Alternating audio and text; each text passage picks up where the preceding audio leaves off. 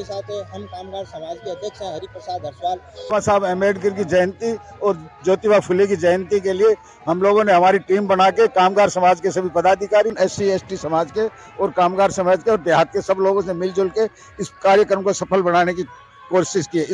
किसी ने हमने किसी को पहले चावल नहीं बांटे। हमारा सिर्फ आह्वान था बाबा साहब के सिद्धांतों पर चलने के लिए प्रोग्राम को सफल बनाए और सब लोग आए, उसके लिए बहुत बहुत धन्यवाद।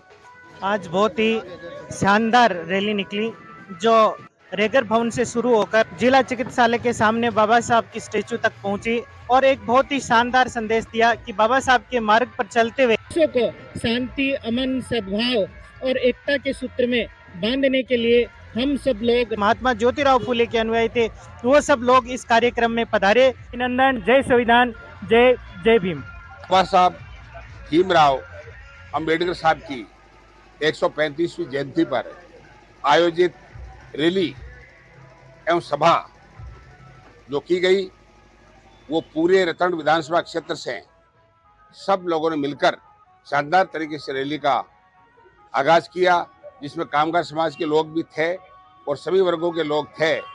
और ये प्रकाश पाठशाला से शुरू होकर सीधी हॉस्पिटल के सामने बाबा साहब की मूर्ति के समक्ष सभा का आयोजन हुआ और श्रद्धा सुमन अर्पित किए गए बाबा साहब को।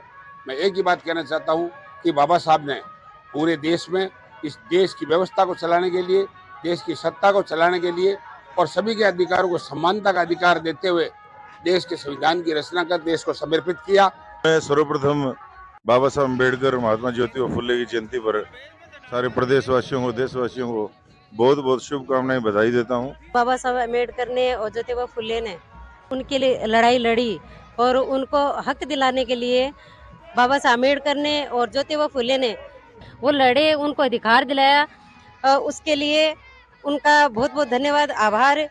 बाबा साहब ने शिक्षा पे जितना जोर दिया इस भारत में शायद किसी दूसरे व्यक्ति ने नहीं दिया।